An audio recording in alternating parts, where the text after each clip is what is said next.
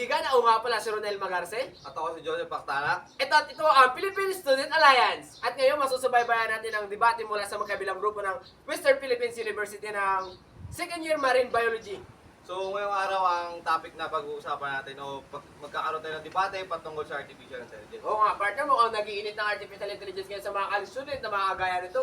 Ngayon, di natin ito patatagalin pa. Pakilala na natin ng ating mga bisita ngayong araw mula sa aking kaliwang banda. Papakilala ko sa inyo si Brian Quitorio, Gomez Crispin at Rodriguez Jones at Sa kanang banda naman si Mark Magbukid, si Jonathan Icleo, at J. Mark Palay. So, partner, mukhang mag-iinit ang debate ngayong araw about sa artificial intelligence. So, ano nga ba ang artificial intelligence, So, partner?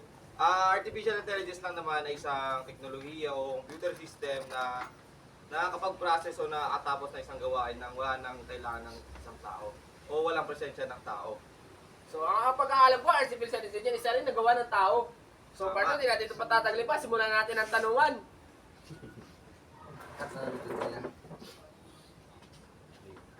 Ayun. Ngayon, partner, sisimulan natin ang tanungan sa unang tanong. Banta ba ang artificial intelligence sa inyong edukasyon? Para sa amin, itong banta sa edukasyon. Dahil most of our college student ngayon tulad namin ay gumagamit na nga ng artificial intelligence. At dahil nga doon, nababawasan ng aming learning progress or nababawasan ng mga kaalaman ng bawat estudyante dahil nga umaasa na lamang ito sa artificial intelligence. Kaya masasabi namin, nabanta ito sa ating future. So, Hindi ito- kayo, banta ba talaga artificial intelligence? Sabi nga nila na nababawasan ng kanilang mga learning system na nakukuha nila dahil sa artificial. Agree ba kayo doon? Hindi kami agree doon kasi yung artificial intelligence is yun, nakasanayan at kailangan ng mga estudyante maging sa mga guro dahil doon sila bumabase sa kanilang paggawa ng kanilang lesson plan. Siyempre, habang gumagamit ka ng artificial intelligence, mas lumalawak yung naiisip mo kasi mas marami ka nakawang information dun sa artificial intelligence. And mas nakakatulong siya, kaya hindi siya nagiging banta. Ayun na nga kasi minsan kasi sa artificial intelligence, nakakakuha tayo ng misinformation about sa mga details na kinukuha natin sa artificial intelligence. Tapos, yun din ang nagiging reason kung bakit nagkakaroon ng hindi nakakakuha tayo ng mga kaya nga natin inaaral, di ba, para malaman natin kung tama ba o mali. So paano tayo mag-relay sa artificial intelligence? Paano kapag nawala ang isang artificial intelligence? Hindi na ba natin kaya dahil sinabi nyo nakasanayan na ito at isa na itong parte ng ating buhay? Paano kapag ito ay nawala? Hindi mawawala ang artificial intelligence lalong-lalo na kasama natin ito in the future. Di ba yung artificial intelligence, di ba kailangan dyan? Siyempre, cellphone, internet, at saka load.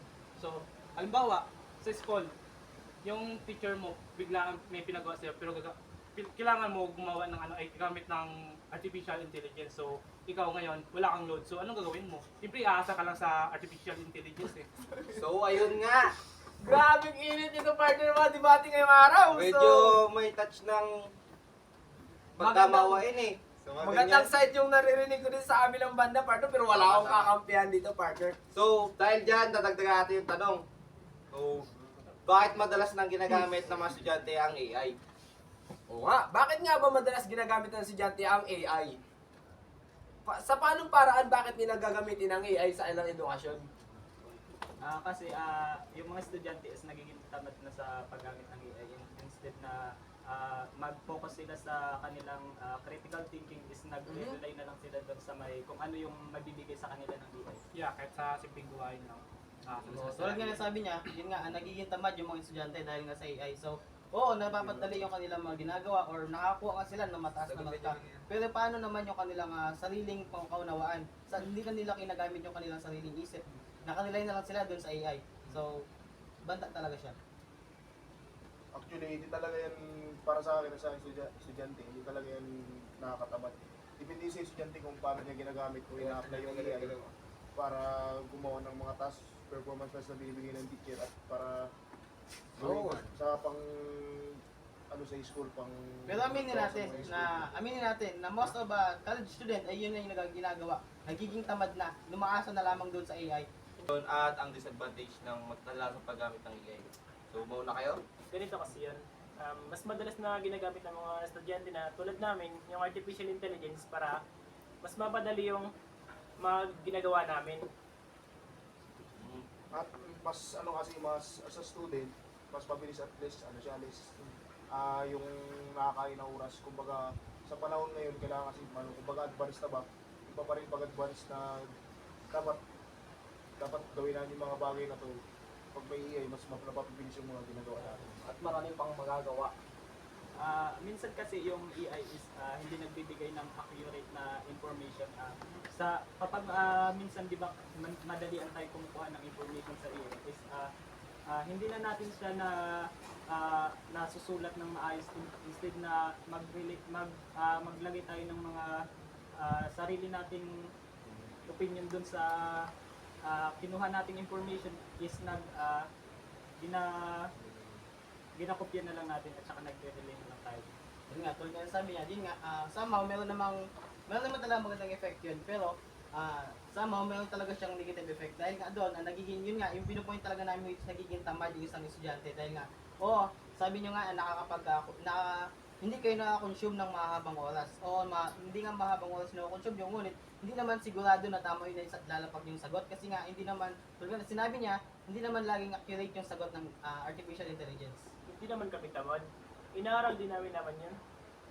Okay, mukhang nag-iinit ang mga sagutan natin itong mga partner. Mukhang parehas naman may tama yan. Totoo naman kasi talaga. Nakikita natin na ang artificial intelligence isang tools na kung saan napapabilis ang ating gawain. Kaso nga na yung Mga side effect. talaga. Epekto na napapansin natin mas nagiging tama ng mga estudyante na gumagamit ito. Mas pinipili na lang nila gumamit ng artificial intelligence. Totoo, mabilis na natatapos, maganda. Kagaya ng sinabi ni Kuya Brian na hindi accurate na nakukuha natin sa mas possible pa rin talaga na pumunta ng library or okay naman siya mag-search basta aralin natin kung ano yung inaaral natin. So, para sa pangatlong tanong, ano nga ang mga nagiging epekto sa paggamit ng artificial intelligence sa ating academic projects or purposes? Ito ba ay nakakabuti o nakikita ba natin maganda yung kinakalabasan ng ating gawa pamamagitan ng artificial intelligence o mas nahihirapan tayo sa pag-iisip kapag meron tayong artificial intelligence?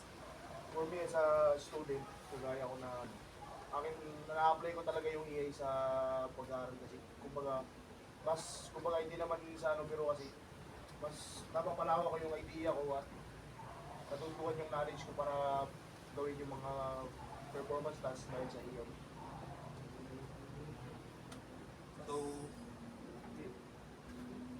So parang sinasabi mo na mas maganda na pumasok ng may AI, kumbaga mas nadudugtungan yung knowledge na meron ka. Anong masasabi nyo doon?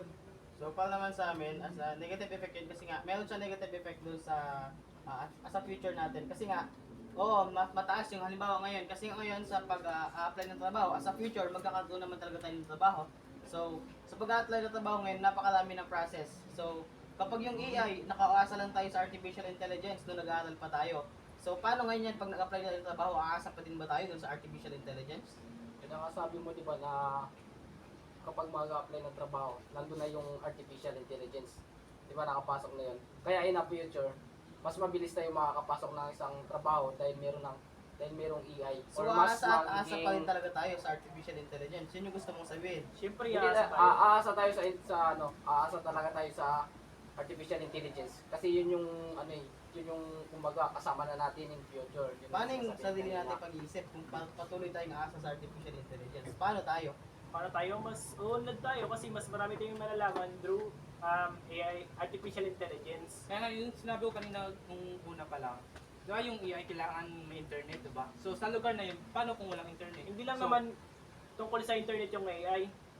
Tulad ng mga machine, computer na ginagamit na ng internet.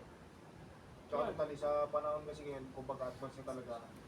Part na talaga ng buhay natin yung artificial intelligence kaysa magmano-mano ka. Kumbaga, mas lamang pa rin talaga pag gumagamit ka ng AI kasi yun na nga, less trabaho at hindi siya nakakapagod at convenient na nagagamit yung AI sa pang-araw-araw. So, yun nga. Yun nga, sabi mo, mabilis, hindi siya nakakapagod. So, pinapatunayan mo na ikaw ay nagiging tamad. Siyempre, as a college student, hindi naman tayo parehas-parehas ng time eh. Kung kayo yung time nyo, sakto lang, siyempre yung ibang estudyante hindi sakto, may siyempre may iba nagtatrabaho. Kaya mas gusto nila gumamit ng AI para madali nilang matapos. So, asa ng plaki sa artificial intelligence? Yes, naman. Tsaka in terms of tamad, di naman siya totally tamad. Kumbaga, is yung AI kasi, yun na ngayon, kagaya ng sinabi ko kanina, part na talaga siya ng buhay natin. Tsaka, ba't ka ano pa rin sa mga ano kung pwede naman gamitin ng may AI.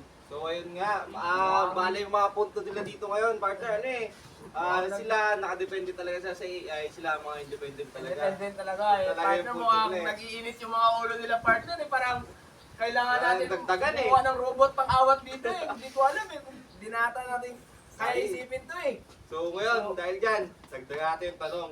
So, para sa inyo, ano ang mga epekto ng sobrang paggamit ng AI? Oo nga no. Ano nga ba mga posibleng epekto nito? Nakikita ba natin na may nakakasama ba sa kalusugan natin to o mas nakakabuti kasi nga pag may AI nakikita natin sinasabi ng karamihan na mas nalilis yung ginagawa nila kasi nga hindi na sila kumikilos ng kumikilos. May ano kang maganda ba yung epekto nun sa kalusugan natin kung hindi natin yung magagalaw-gagalaw or sabi natin na magkikilos tayo na magkikilos, mas mapapagod din tayo. Parang napakaparehas ng partner, so sa kanila natin malalaman yan, yung kasagutan na yan. So, madaling salita, anong opinion nyo sa advantages at disadvantages ulit nito? Sobrang paggamit ng AI. So, advantage yung paggamit ng AI lalo na sa kalusugan. Kasi makikita rin natin, like sa YouTube, internet, di ba? Masa-search natin agad kung ano yung mga dapat gawin, ano yung mga tips para maging malusog, ano bang dapat gawin. O, isang search lang, makikita na natin yung mga data kung anong mas dapat gawin o mas dapat unahin. Lalo na sa medical field, mas napapadali yung mga trabaho ng doktor dahil sa tulong ng AI. Mas madali nilang nalalaman yung mga sakit.